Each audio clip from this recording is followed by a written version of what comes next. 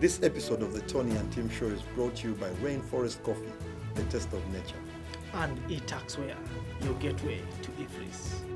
A very warm welcome to yet another episode of the Tony and Tim Show. I'm Tony. And I'm Tim. Welcome to this particular segment, Tim. Of course, a lot has happened over this particular week. Of course, we start with the bad news that hit us yesterday, of course, of the death of the Queen of England, Queen Elizabeth II. That news sweeping across the sporting world and, of course, has led to the games, the fixtures in the Premier League this weekend to be postponed. Tim, your thoughts?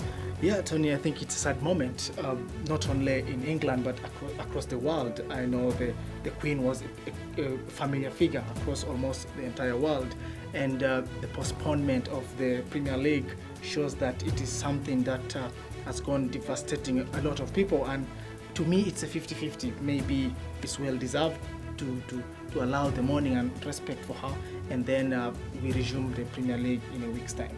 Very, very interesting news, and of course that news hit us last evening.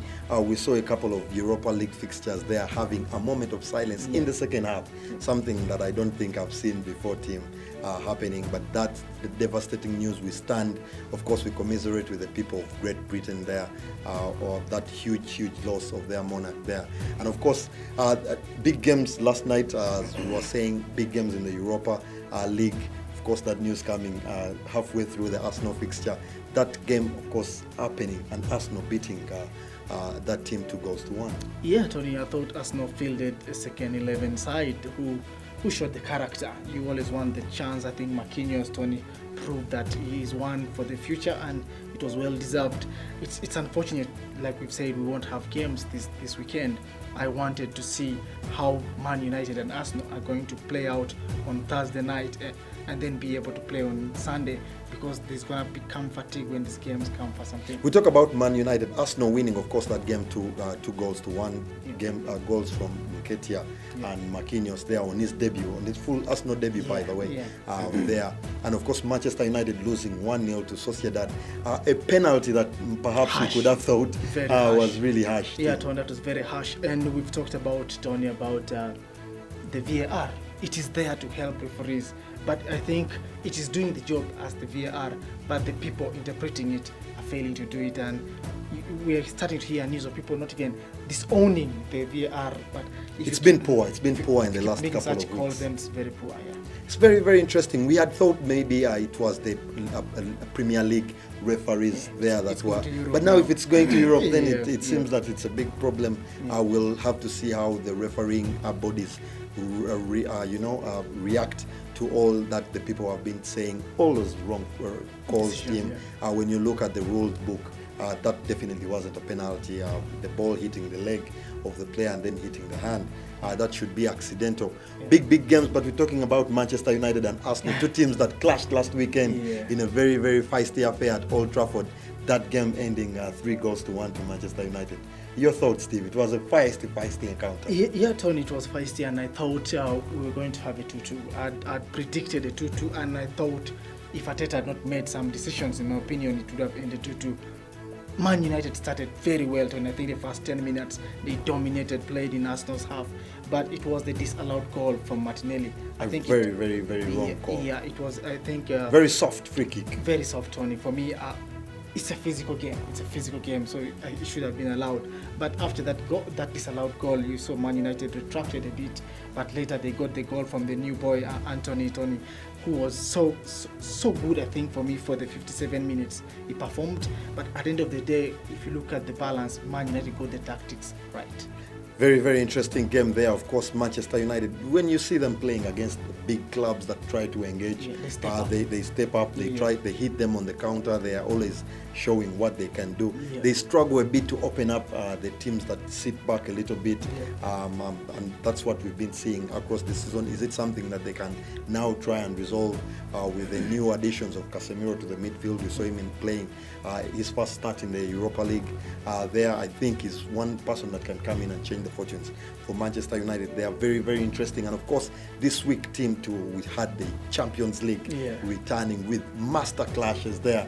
One of the biggest being PSG taking on Juventus. A big game in which, of course, that also ended 2-1. Yeah, Tony, you said big games. We also had Bayern winning away at Inter Milan. If you look at the top 4 or 5 contenders of this season's Champions League, you talk about Bayern Munich, you're talking about PSG, Man City will be in the mention there too. So Liverpool, of course, they lost, but we keep them in the talk too. But it is the PSG. You need to start showing the intent right from game one, and I thought the win against Juventus gives them now a foothold into that group. Bayern Munich, always, we know they will be knockout stage candidates. So there were results there that were deserved, but I thought it was the Napoli versus Liverpool result where Liverpool was shocking, absolutely shambolic performance from Liverpool. I thought they didn't turn up, and it was going to help us see this weekend what Liverpool is made out of. But this 1-2 weeks now is going to give Liverpool some time to reconstruct. We talked on the last episode, Tim, about the preparation that Liverpool made going into this season. Of course, the lack of signings. We Mane talked about with Mane leaving and then bringing in on a downwind and not bringing anyone to the midfield. Now they have the injuries to Keita. They have the injuries. Fabinho has been in and out of the side already. Thiago is a long-time absentee right now, who has been affecting the team. So it shows you that maybe there's a bit of lack of depth that Klopp has to contend with there. Yeah, Tom, there's lack of depth. They brought in Arturo on the last day of the transfer. But for me, it's the long season they had last season. They went up to the last games. I think they were contending for the 3 trophies up to the last 2 weeks. For me, that meant the players were going to have a longer holiday, and they returned. But that fatigue always crops in. Trent Arnold is almost walking. He's looking a shadow of himself. He's getting substituted after 15 minutes. So there is a problem there. They don't have another recognized number 2. We know the number 3 gets altered with Timikas, but for Trent, is the only one, so they try to bring in Milner. There's a problem, and I think it's going to be a long season for Liverpool. Very, very interesting there. Of course, Liverpool being beaten away from home by Napoli, 4-1. It could have been more in that particular fixture with Victor Osimhen missing a penalty. Very, very interesting game. Very, very nice performance. But the performance that shocked the world, of course, was Chelsea losing their starting game of the Champions League by a 1-0 margin, which led to the sacking of coach Thomas Tuchel. News that perhaps shocked everyone in the footballing world. Yeah, Tony, it was shocking news because when you look at it's the first game of the Champions League. They were playing not a very bad side, though you'd expect Chelsea to have won. But we talk about how much the new owner has invested, about 300 million, and then you invest that and then you fire the coach. Coach. You would assume the coach recruited people he wanted. Now you bring another coach to manage the people that he doesn't know.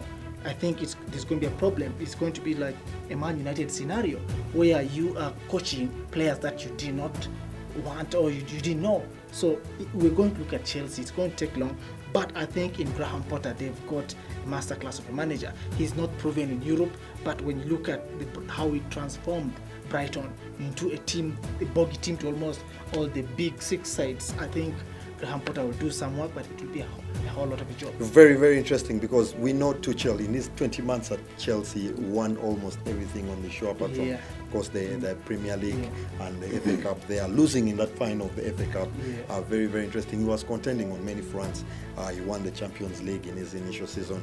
That shows you that perhaps the caliber of manager he is. He's a decent It was very, very shocking. But Graham Potter, like you said, comes in after having led Brighton to a top 9 finish last season, and now leaves them in 4th place.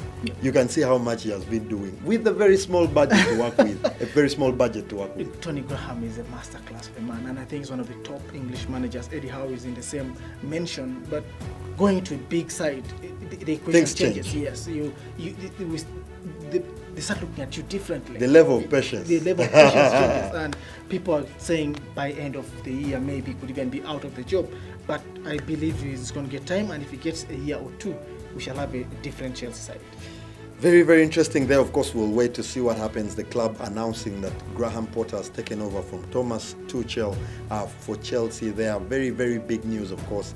It was shocking to everyone. Liverpool coming, of course, out of that midweek fixture with a hammering, and of course being wrapped up by Arsenal and Manchester United in the Europa League fixtures.